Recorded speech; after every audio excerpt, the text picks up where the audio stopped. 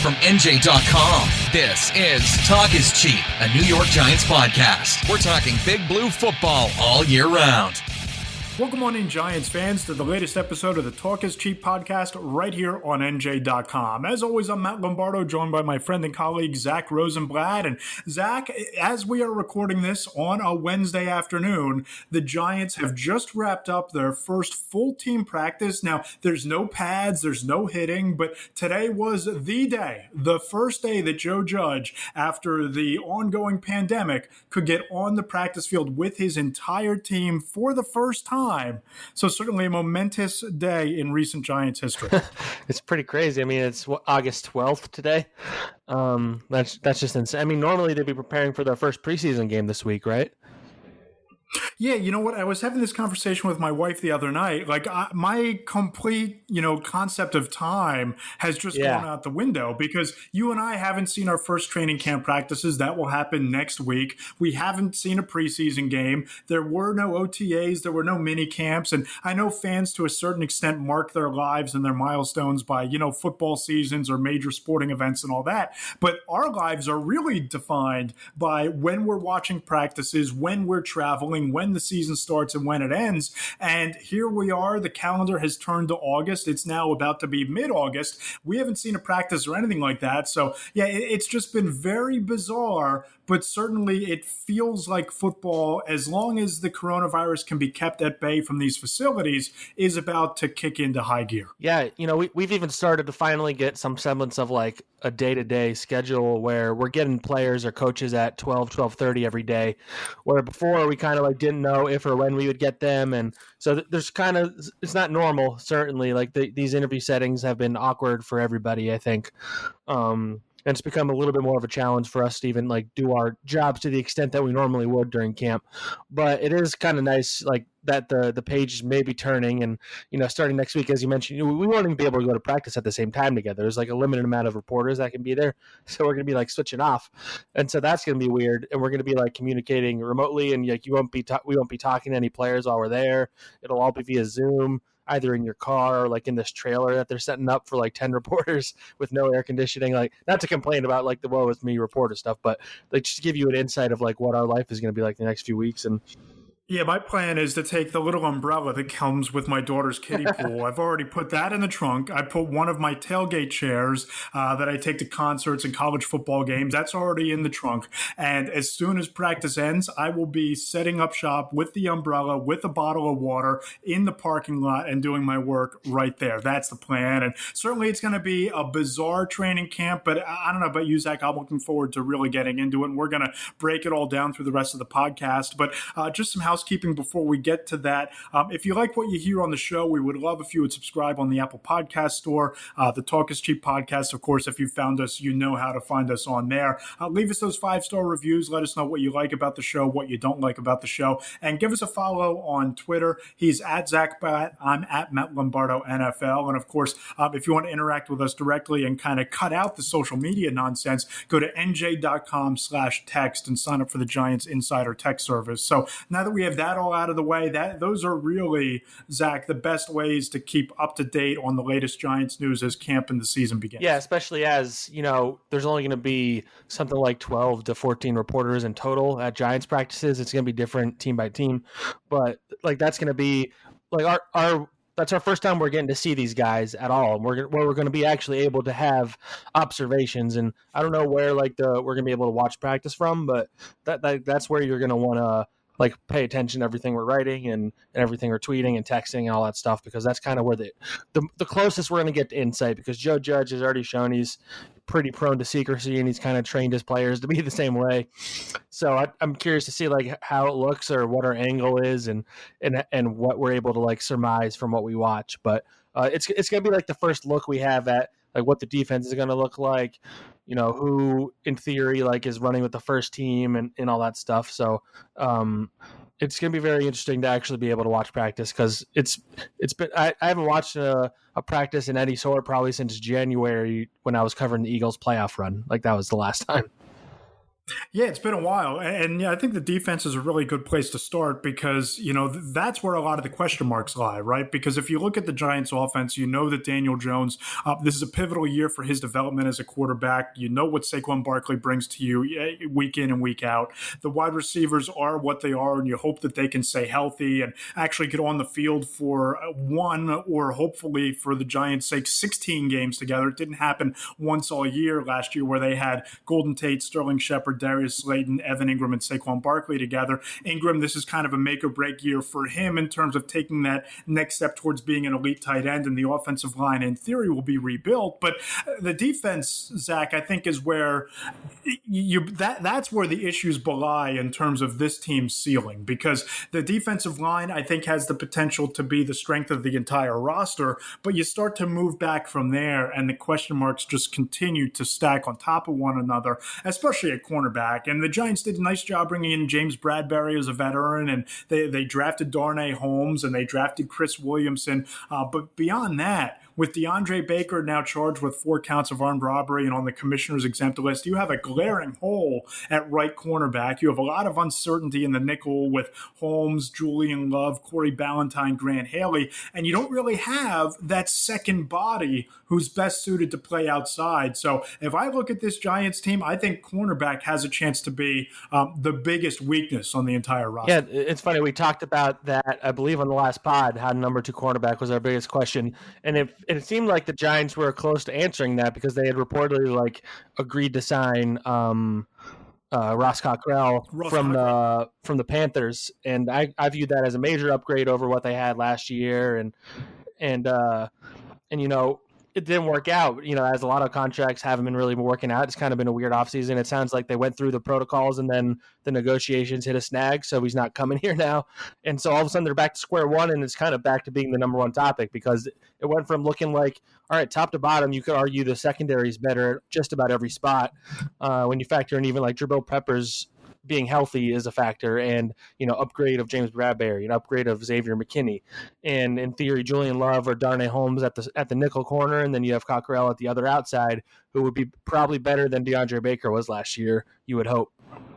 At least a veteran presence, right? And somebody who had played opposite of James Bradberry a year ago in Carolina. And even Cockrell is a guy who is not necessarily a true outside cornerback because he has the versatility to play both. And that really seems to be the buzzword and the prerequisite for these defensive backs, because outside of Bradberry, you look at Darnay Holmes, probably better suited to play the nickel. You look at Corey Ballantyne, I guess you can get him playing outside or nickel. Sam Beal opting out just after we recorded this podcast last week. Surprise, surprise, there was breaking news after we recorded the podcast, but Beal opting out, you lost another potential outside corner, and Xavier McKinney certainly seems like he's going to walk in day one as your starting free safety, but he also has the ability to move into the nickel. So you can talk all you want about the potential safeties and nickels that they have.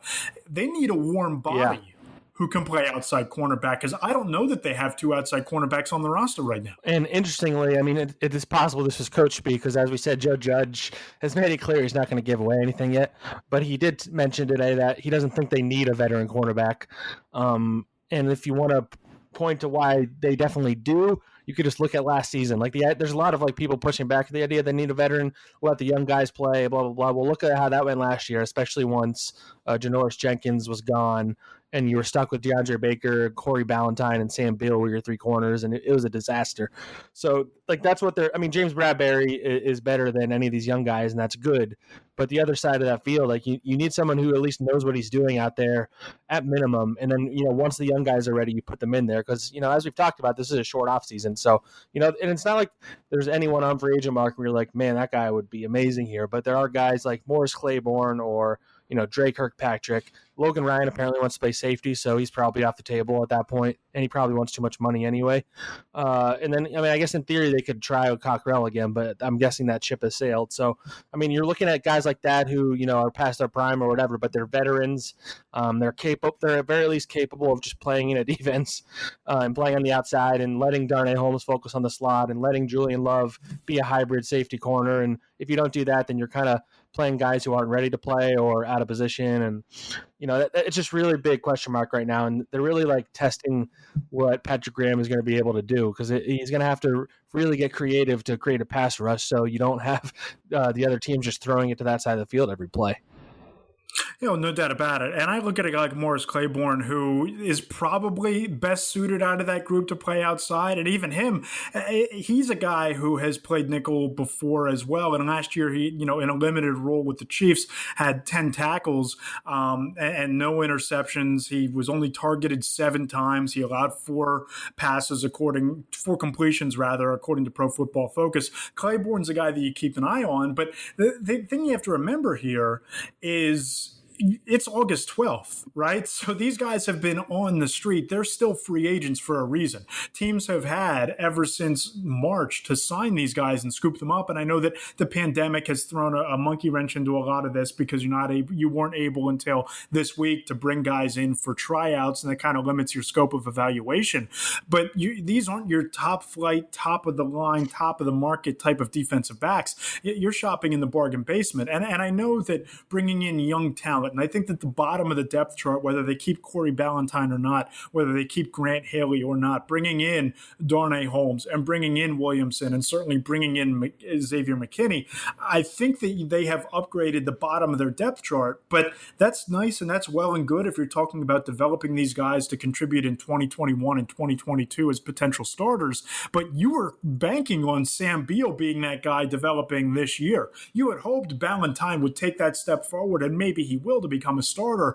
But, his first impression last year left a lot to be desired. And DeAndre Baker, a first-round pick, a guy you traded a third-round pick up to go and get, he's now off the table. So you've lost a year of development with 2 of your 3 young cornerbacks chosen over the last 2 years. And you're really putting a lot of pressure on the bottom of this depth chart, stepping up not in 2020, but in 2021. Yeah, and even beyond that, like you mentioned how these young guys didn't really show enough last year, and Sam Beal was supposed to be the guy that jumped in for Baker. And even then, though, that would have been a huge question mark, as we talked about before we knew Beal was opting out.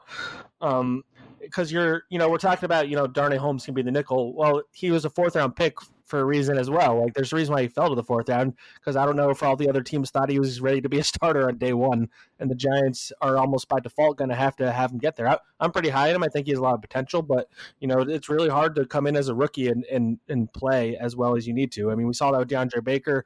I think Darnay Holmes maybe has a better work ethic than DeAndre did last year. I don't know if he's as naturally talented. So, there's already a question at the nickel at the least if Darnay is there. And then now you have a glaring hole at the second cornerback spot where, if the season started tomorrow, then the number 2 corner would probably be Ballantyne or Chris Williamson, who's a 7th-round pick. Like that's really alarming. And I don't know that I believe Joe Judge when he says they don't need a veteran. I would hope that is just coach speak.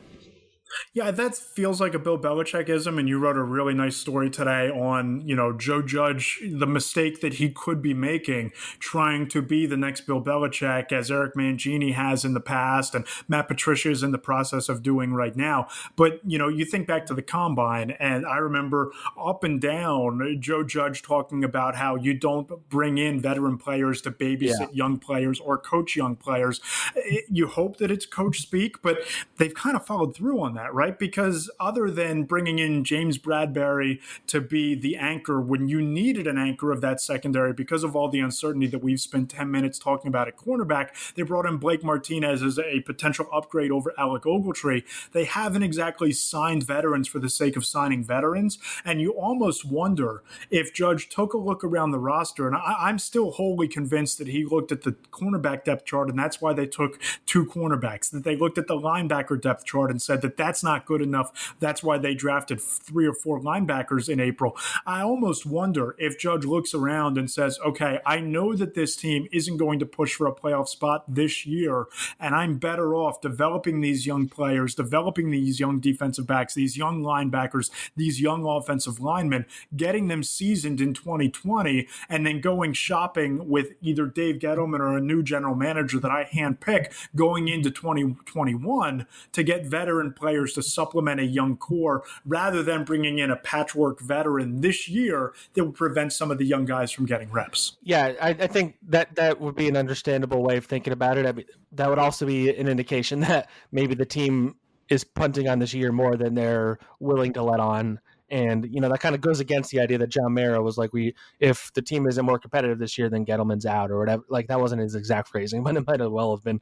So, you can't, have it both ways, which they've tried to have for the last few years. But, I mean, Joe Judge is in reality running this team. So, if he just wants to see what the young guy have, I get it. I would at least, even if it's just for training camp where you bring in a guy like Claiborne and see if he has anything left in the tank. And if he's any good, then maybe he's good enough to be here next year when you start competing more. So I think it makes sense. I don't think it would cost very much to bring in a guy like that because, as you mentioned, there's a reason why he's available. He's not like a Logan Ryan type player who can ask for a lot of money even if nobody's giving it to him. But yeah, that would be, that just remains the biggest hole on the depth chart on defense because, you have a lot of other question marks, but not necessarily holes. Like at edge rusher, as we've talked about, you have Lorenzo Carter and O'Shane Zimonez competing for the side opposite Marcus Golden with Kyler Fackrell. Like those are all question marks, but those are guys that in theory are talented enough to hold down the fort if they live up to it. And, you have Xavier McKinney at safety as a rookie. You have Ryan Connolly coming off injury and you have those defensive linemen. Like there's some question marks, but corner is the one where you're like, they're in trouble more than a question mark. Yeah, and I spoke to Brian Baldinger a month ago, and this is right in the aftermath of the incident involving DeAndre Baker, and he basically told me that he didn't think it was a sure thing that Baker would start at right cornerback because of what he showed on film, not necessarily because of the off-the-field issues. Just that's how low Baldy was on DeAndre Baker, and if that's your first-round pick and that was who you were counting on to be a starter, that just underscores the issues at corner. But you bring up McKinney and you bring up the fact that they have these young rookies, and I kind of talked about the value of playing them early. Some people have talked about why you shouldn't rush rookies onto the field. McKinney's a guy who's a second-round pick playing out of an elite program at Alabama. You're starting Xavier McKinney at safety, right? I mean, you have Jabril Peppers at strong safety. You have Xavier McKinney at free safety. And while you expect some growing pains from him, he was a second-round pick, arguably the number one safety in the class. I have pretty high expectations from him stepping in. And while you have to weather through the growing pains, I think McKinney could have a pretty good year. Yeah, especially because, and this kind of goes into Patrick Graham talking about how multiple the defense is going to be, and you can be that because of a guy like McKinney who, it wasn't quite to the level of like Isaiah Simmons, but he was like a pseudo Simmons in the way he lined up at Alabama last year. He was lining up in the nickel at both safety spots, coming off the edge at linebacker. Like he was doing all of those things, and the ability to move him around is going to be why he can make an impact right away, even if he makes the occasional mistake in coverage or whatever, misses a few tackles. Like the floor is pretty high for him, and the ceiling is even higher, I think. So I'm very interested to see how they deploy him. And yeah, he's a starter day one without question to me. He's almost a more of a sure thing than Julian Love, who I think is still learning how to play safety, and he might play some corner anyway. Yeah, I think it's more likely you see Julian Love line up as your nickel corner than you are playing him at safety. And what I'm going to be fascinated with is how do they use Jabril Peppers with McKinney back there, right? Are you going to play you're going to play single high safety with McKinney and then kind of deploy Jabril Peppers in that Isaiah Simmons role as a linebacker up near the line of scrimmage? Are you going to play two high safety at times? Can you play some Tampa 2 coverage? The amount of different looks that Patrick Graham is going to be able to give opposing offenses because of the two vastly different skill sets of Peppers and McKinney, it's going to be fascinating to watch this year. Yeah, and I am curious to see how he counteracts the question marks at corner. Like, I wonder if that means they're going to go with extra defensive backs to kind of help out whoever's on that side. Like, maybe that's why you have Julian Love as kind of a roving, like, third safety / nickel corner. And, like, there are ways for him to work around it, but you shouldn't have to, like, scheme your defense to fix the biggest hole on the roster. Just fill that hole. Yep, and we're going to get an up-close and personal glimpse of this scheme, of what's going to happen in the secondary, of this offense's potential beginning next Friday, right? Because we kind of talked about the fact that the pads go on for the first time Monday, and that's really when football and training camp starts in earnest. But Joe Judge revealed today, Zach, that the Giants are going to hold full mock scrimmages every Friday in camp. So it's going to be like a high school game where you have the offense on one sideline, defense on the other sideline. And what really intrigued me me is, Zach, these are going to be live. We're talking full contact, tackling to the ground, game speed. And Judge stressed the fact that not only a couple weeks ago he touched on the importance of coaches going through the mechanism of calling a game, with these players and working through the communication of how game day is going to function, but getting these players up to football speed, because just like we touched on at the beginning of the podcast, how, there's no preseason games, which should be starting this week. There haven't even been any full speed practices or padded practices now into the second week of August. It's going to be really interesting to watch a full speed mock game, Giants inter squad scrimmage, two of them on Friday the 21st and Friday the 28th. Yeah, I think Joe Judge kind of described it as like he wants the players to think of it like it's Friday Night Lights when they're in high school playing on Fridays, because this is kind of the replacement for the preseason. I know it's gonna be full padded. I'm curious to see like what that looks like, because you still do have to kind of limit it, just because I'm sure the quarterbacks aren't going to be getting hit for example. I would imagine. So that kind of changes things a little bit, especially if you're trying to get this pass rush going. But it's going to be our first exposure to a lot of these guys, to what kind of look like. Jason Garrett as an offensive coordinator is a big wild card. Like, we don't know what he's going to look like. He hasn't been one since 2012. He didn't really want to talk about much, actually, when we talked to him, but about his Cowboys tenure at least. But he hasn't been an offensive coordinator in a long time where he called plays, so we don't know if he's adapted his philosophies, if he's creative now. It's going to be our first look at Daniel Jones, new look Daniel Jones, his first time playing with all these weapons at the same time since training camp last year, technically. And yeah, just like all the stuff we're talking, there's all these, Xavier McKinney and Darnay Holmes, and training camp's kind of where young guys emerge, and you get a little too excited about somebody who isn't actually wind up being that good in the regular season. Like a Reggie White Jr. last year, practice squad darling as a wide receiver, big time preseason. Everybody thought he would stick and wound up on the practice squad, and didn't make it through the first round of cuts. But you and I have both covered Doug Peterson in a previous life. I covered Pat Shurmur practices last year, and while there's a certain element of physicality to these training camp practices under those coaches, Joe Judge with these scrimmages, and I almost have the feeling that we're going to kind of be shown some enlightenment on Monday. I think you're going to see a much more physical training camp imported from the way that Bill Belichick and the Patriots do business, and what we've seen with kind of the drill sergeant nature of Patricia in Detroit, not only with these physical scrimmages, but physical meat grinder type of practices. And you think back to that press conference when he was first introduced as the Giants head coach and talking about wanting to embody the physicality of the New York, New Jersey region.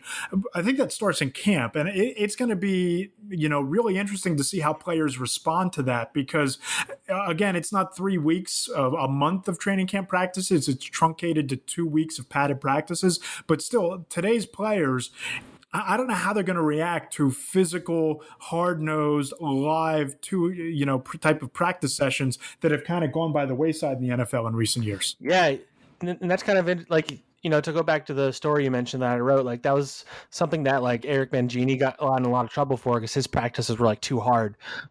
So Judge, there's going to have to be a fine line, certainly, especially because I imagine a lot of these guys aren't in the shape they actually need to be. So it's going to be very interesting to see like how much he can do. But it's very like Tom Coughlin even-esque. Like a lot of the quotes he had in that press conference, the intro one, were like sounded like something Giants fans really like to hear. Where they're punch you in the mouth type of team. They're going to run the ball a lot. And yeah, it's going to be interesting to see like how that manifests itself in practice starting next week. And I'm sure these guys are all raring to get out there and hit each other, because it's been a while. Yeah, certainly. And then they're going to be a little bit extra excited to wind up hitting a team in another uniform. But this year, the unique challenge is you're not getting to face another guy wearing a different color jersey and helmet until week 1 against the Steelers, hopefully. Yeah, and they're the last game of the week that week, too. So they have the longest wait, if you think about it. Yeah, it's crazy. So you brought up Jason Garrett, and he didn't want to touch on anything in his press conference with us pertaining to his career with the Dallas Cowboys. But I thought he was pretty enlightening when it comes to talking about Daniel Jones. He kept calling him a football guy, and he praised his work ethic, and he praised the fact that he has all of the tools mechanically and in his skill set, and that he's excited to get him on the field and work with him. Zach, what were your impressions of Garrett, and what do you think that Garrett's going to be able to do in terms of helping elevate Daniel Jones's game to the level where, when you talk to executives around the league, I had a GM tell me last month that he thinks that Daniel Jones is pretty soon going to be the Giants' second best player on the roster. Just your thoughts on Garrett and his influences on Jones and the ceiling that those two have this year. Yeah, Well, my first takeaway when we were in that press conference is that like I've never seen someone just smile for such a like long period of time without stopping the way he did. Like he was just smiling. I mean, maybe he's just happy to be back in New York. I don't know, but he was just smiling from second one until the end, and it was very interesting to see. But yeah, We didn't get any I clapping. know, There was yeah, no I clap. know. Unfortunate. I'm sure we'll see plenty of that next week. But yeah, I'm intrigued by him at the very least. Like, there's definitely reason to be skeptical, but I also think the criticism is a little overblown that he went through. I think Jerry Jones is, kind of pulling the strings there, as everybody knows, and he didn't actually have that much control over the offense, even if maybe he was the final decision maker on game day or whatever. But yeah, I think he could be really good for Daniel Jones. He's a former quarterback on top of coaching Dak Prescott and Tony Romo, which you wrote about. And, he should be able to get Daniel Jones at the very least to be a more efficient quarterback and, maybe not, take as many risks and not hold on to the ball too long. And I think that's where you'll see the Jason Garrett education either working or not working. Yeah, and I think that, the three benefactors here to Jason Garrett's hire are three of the more important players on this offense. It's Daniel Jones, it's Saquon Barkley, and it's Evan Ingram. Because, health has always been a going concern for Ingram. He's never played a 16-game schedule. Last year, he gets hurt in week 8 or week 9 with the Liz Frank sprain and spent his entire offseason rehabbing from that. But you look at what Jason Witten did, putting together a Hall of Fame caliber career in that system, and with a young quarterback. We've talked about this before on the podcast. Ingram has a chance to develop into not only Daniel Jones's security blanket, but he could also be in the passing game kind of the guy that drives the engine, because Daniel Jones was most efficient last year throwing between the hash marks, and Ingram could really dominate that area. And then you look at Barkley and you compare him to what Ezekiel Elliott was able to do in Dallas.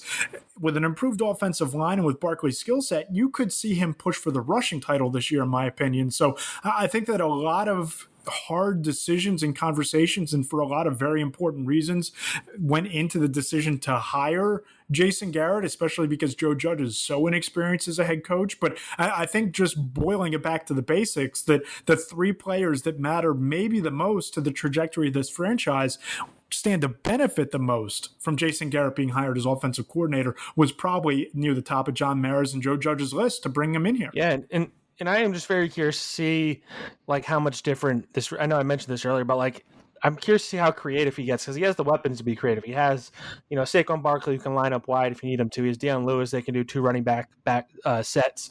They have Caden Smith. They can have 2 tight ends out there. Golden Tate and Sterling Shepard both have the ability to play in the slot or outside.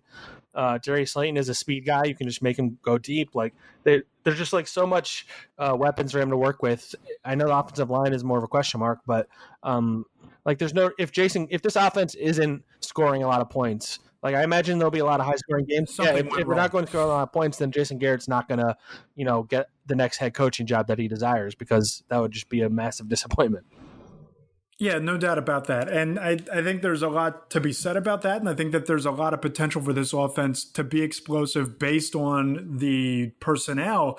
But it's funny you bring up the unpredictability, because if you go back to Pat Shurmur's first training camp in 2018, my first training camp on the beat, all of the conversation centered around, the unpredictability, and can you move Barkley around, and you can put him in the slot, and you can put him out wide, and you can throw to him out of the backfield. And, as a guy who watched every snap of Barkley's career at Penn State, I was kind of screaming every week, hey, line him up out wide, get him involved in the passing game, create some opportunities for him in space. And that never really came to fruition with Pat Shurmur. But with Jason Garrett now here, and given his track record of what he was able to do with Elliott, I do wonder if all of the conversation and all of the talk about unpredictability under the previous coaching staff winds up coming to fruition with this new staff. Yeah, I mean, you're totally right, because you paid more attention to Shurmur the last couple of years, obviously, than I did. But if you just look at even the second half of last year, they were not targeting Saquon like at all in the passing game. I know he was banged up, but like that's just bonkers, because he was such a good pass catcher coming out of Penn State, and he's so dynamic with the ball in his hands. Like he can score anytime he touches the ball. That I never understood why Daniel Jones and the offense wasn't geared more towards dump offs to him when everything was breaking down, which happened quite a bit. Yeah, and it's not just the dump offs. You talk about Yeah. designed wheel routes. You talk about putting him in the slot and having crossing patterns with him and Evan Ingram or him and Golden Tate. Just getting him the ball in space, especially last year when the offensive line was really struggling getting him to the second level. And they had the same issues a lot of times in his rookie season where he was taking contact a yard and a half behind the line of scrimmage. I just couldn't figure out why Pat Shurmur and why Mike Shula didn't make a more concerted effort to get Barkley the ball in space. And I think that that's going to be an area now that you have Dion Lewis, you can kind of create some of those situations and have some creativity manifest itself with leaving Lewis in the backfield and then putting Barkley out in the slot or running him out on pass patterns just to create some unpredictability with an improved backfield all around. Yeah, there's a lot of different sets that Garrett can run, and I imagine they'll shuffle it around a lot, and at least I would. And that, I mean, that is a topic too. The fact that this group has never had everybody together at the same time, between Saquon, Evan Ingram, Slayton, Tate, and Sterling Shepard, like them all in the field at the same time is going to be because you would think, they're not going to double any of those guys in theory. Maybe Evan Ingram would be the one that you would have somebody spying him or something. But like these guys should be able to get open. They have the speed to do it. They have the route running ability, and Daniel Jones is going to have to hit them on the money because there's going to be a lot of opportunities for this offense to make explosive plays this year. Yeah, there really are. And I think that that's where this offense is going to reach its potential or not, is how many of those X plays can they connect on. And conversely, like we touched on for the first 15 minutes of the pod, this defense, it's going to be reliant on two things. How many X plays do you give up? Because this team gave up more than its fair share over the last 2 years of big plays over the top, 20-plus yard passing plays that just break your back, especially in close games late in the game. But also, what kind of push are you getting up front from your defensive line? We saw it last year. It started and ended in a lot of ways with the dominance of Dexter Lawrence, whether it was at defensive end or defensive tackle. And then Leonard Williams, how is he able to reach that potential or not this year? Those two guys, and I continue to say, I think defensive line is the deepest, most talented position on this depth chart, but those two guys hold the keys. And Patrick Graham sounded pretty thrilled about the opportunity to work with Lawrence when we talked to him this week. Yeah, I asked, that was towards the Patrick Graham. So I didn't cover the team, and I don't think you did either, when he was a coach with the Giants before. He was the defensive line coach back then. By all accounts, he was never a big interview guy, and he never really expanded on much. And when he got asked about Leonard Williams and Dexter Lawrence in particular, he kind of beamed, especially with Dexter Lawrence. He was excited. I asked him about what he remembers about him coming out of Clemson, and he talked about you spent all this time, you see how big he is at the combine, and then I'm only coaching him via Zoom, so he's only this little square on the computer screen. And then when he walks in person, you're like, okay, that's a big boy. And then the combination of that size and how athletic Dexter Lawrence is, you could tell he's excited to use that. And the biggest thing he harped on was Dexter Lawrence has a rare level of effort for a big guy up front. He'll be chasing down a running back down the field. And I think that Dexter Lawrence, more than anybody, maybe even on the roster, that is unexpected. I get you expect Saquon, you expect Daniel Jones to have big season. Dexter Lawrence, the ceiling for this guy is just so high if he can stay in shape, if he can stay healthy. And just the way Patrick Graham is willing to rave about him, where this coaching staff doesn't seem like one that's going to be openly talking about specific guys in much detail. It seems like they're even getting the players and not really talk specifically, which is frustrating for us, but we'll deal with that in our own way. But yeah, Dexter Lawrence, man, I'm just very curious to see how Patrick Graham deploys him this year, because I think he's very high on him. Yeah, the athleticism and the versatility are the two things that really jump out at you about Lawrence. And, covering him from rookie minicamp last year all through his rookie season, I was excited about the Giants picking him. He was probably my favorite pick in the entire draft last year. But 6'4", 345 pounds, you don't see a guy move that quickly at that weight as Dexter Lawrence does. And, the previous coaching staff moved him around a lot, whether it was nose tackle and even lined him up at times at defensive end. He's disruptive. And, if we talk about the issues at linebacker and the uncertainty over the second or third pass rusher behind Marcus Golden and Kyler Fackrell, you're going to have to get that push up front. You're going to have to generate penetration with your front three.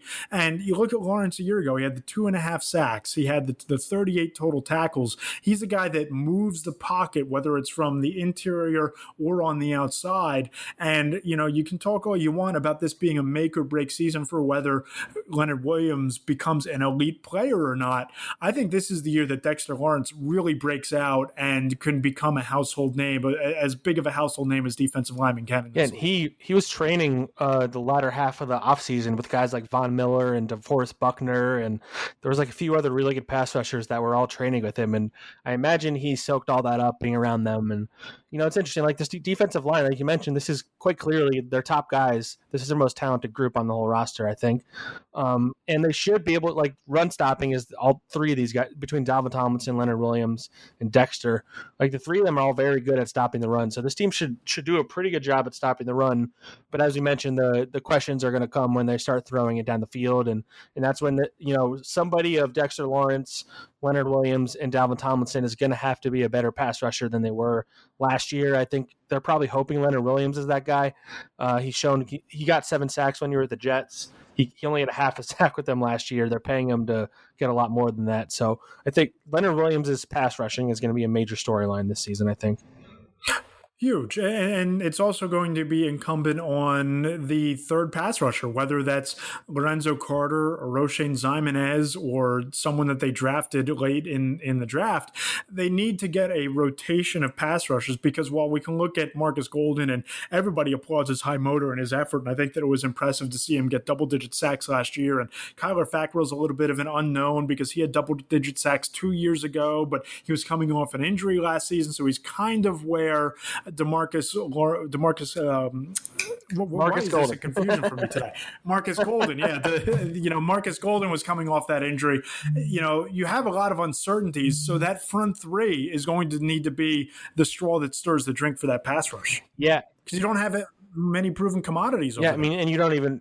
You have Blake Martinez in the middle, but he's not a passer. Like, he's never been a very good at getting to the quarterback either. And I don't know as much about Ryan Connolly, but he's coming off an injury, and so you're relying on a lot of unknowns, and those three guys in theory are the knowns on that defense out of like almost anybody. And I think we mentioned this last week. I imagine like Jabril Peppers or Xavier McKinney is going to be brought in on blitzes quite a bit. They're going to have to generate the pass rush somewhere, but yeah, it's going to start with that front three. Yeah, it really is. And, we talked about Marcus Golden. I thought it was interesting.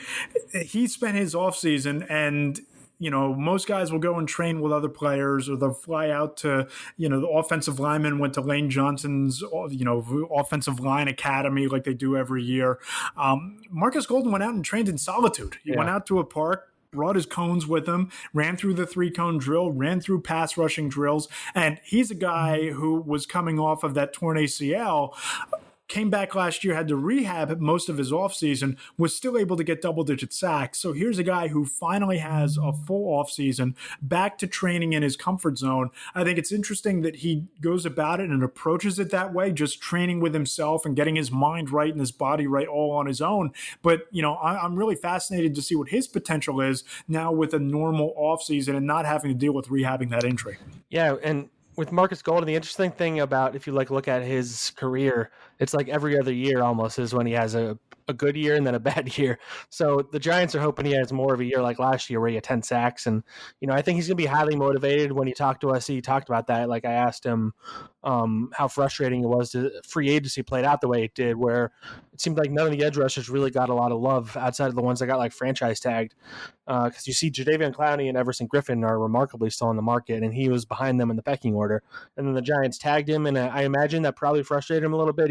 He's a good trooper, and he said it didn't bother him. I think it'd be fair to say it might have, because I think that affected his market ultimately.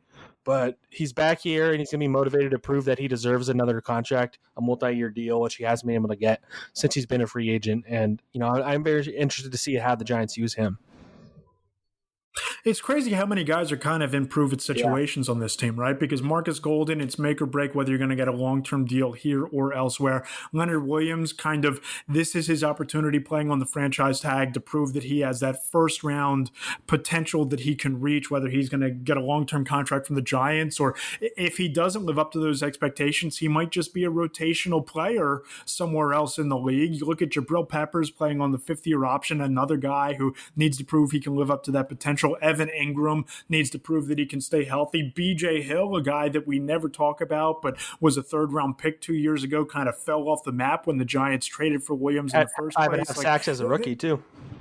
Yeah, I mean, you're looking at, there's 5 to 6 players just off the top of our heads with something to prove in 2020, and well, that motivation only gets you so far. It's also a lot of uncertainty where, okay, if these guys step up, the Giants, maybe that is the difference between a win or two. But if they all kind of are flash in the pans or struggle or show that they can't take that next step in terms of their skill set and their potential, those are 5 guys that you thought going into this year would be key contributors that might be elsewhere next season. And that's another thing where it could be a running theme for the Giants in 2020. And that's the thing about this defense. Like, they're relying on so many question marks that, like, there's a scenario where none of the questions are answered. Like, there's very few, like, sure things on this defense. Even Dexter Lawrence, who we both are very high on, like, he's not a sure thing. It's his second year. He had a pretty good rookie year. Once you have film on a rookie, they either go one way or they go the other way. So, like, there's no sure. They're paying James Bradbury to be the number one corner, which he's been before.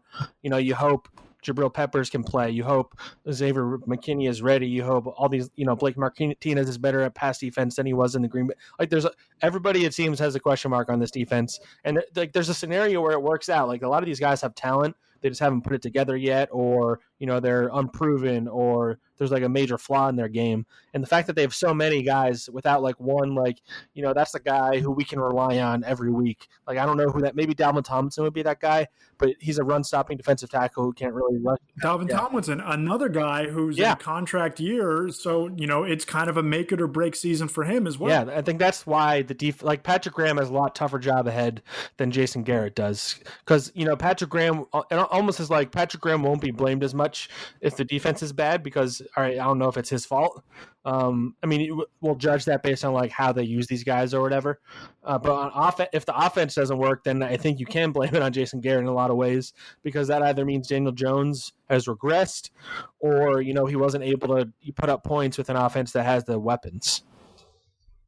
All right, Zach, before we get out of here, any final shots, any parting thoughts, and anything that you're going to be watching when we get to watch practice next week? That's a good question. I'm just very, honestly, like, in terms of like last thoughts, I am just very curious to see how they approach this cornerback situation. I'm sure as soon as we finish recording this, they'll sign Morris Claiborne. Knock on wood. Set your watch to it. Yeah, for 20 minutes from now. But yeah, in terms of like training camp next week, like I am curious to see how like a lot of these big guys, handled the offseason, because, as you mentioned, staying in shape, they had to do it on their own. So, a guy like Dexter Lawrence, a guy like Leonard Williams, who has been banged up, Nick Gates got his new contract, Andrew Thomas, a rookie. Like, I'm very curious to see how these guys are moving, because you'll see pretty quickly, especially when we watch a scrimmage, like if these guys are dragging or if they're ready to go. And the trenches is what Dave Gettleman hypes up. It's what he's invested almost all of his resources in over the last 2 years. And you're going to find out pretty quickly, I think, if this team has a chance of improving based on how those linemen look. Oh, no doubt about it. And then kind of the storyline that's flying under the radar to a certain extent, I know we're both very high on Darius Slayton, and I think that he has the chance to be a breakout star in this league.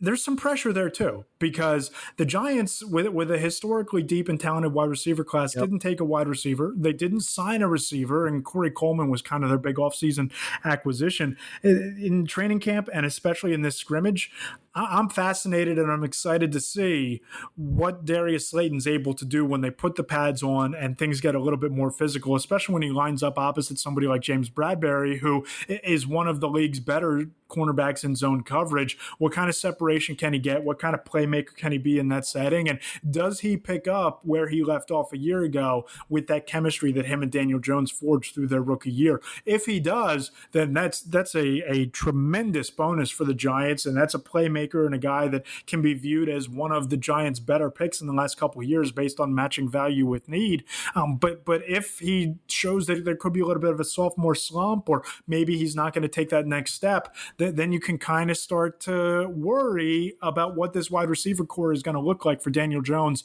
in a second year, where having a dominant wide receiving core for a quarterback is just so pivotal to his development. And to jump off that, one thing I am looking forward to is watching some of these guys we don't know much about. Like, they have, Corey Coleman, how he looks coming off that injury.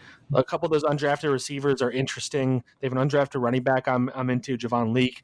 Like, training camp is usually when we see these guys and interact with them. And, it's going to be it's going to be interesting to see like which of those guys look like they get it, because in the past, guys who did well in training camp often didn't make the roster, but there's no preseason. So if a guy is dominating, even if it's against a third team in training camp, like the odds are he's going to make the team this year, or he's going to make the practice squad. So it almost has more value if you go off in training camp, because you don't have the possibility of being someone who doesn't show up on Sunday, because Joe Judge won't really know if you don't show up on Sunday.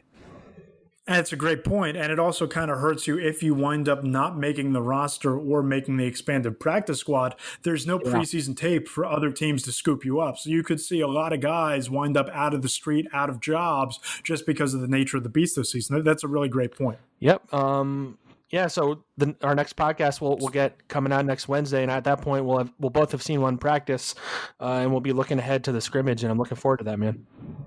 I'm excited for it. I'm excited to see football again, and I'm excited to be able to break it down with you all year. Once again, this is the Talk is Cheap podcast. He's Zach Rosenblatt. Make sure you follow him on Twitter at Zach Blatt. I'm at Matt Lombardo NFL on Twitter, and you can also go ahead and follow the show at Talk is Cheap NYG. Go ahead, leave us those 5-star reviews, subscribe to the podcast, check out the text service at NJ.com/text. And Zach, it's just about football time, and I don't know about you, but I can't wait. I'm excited, man. Let's do it.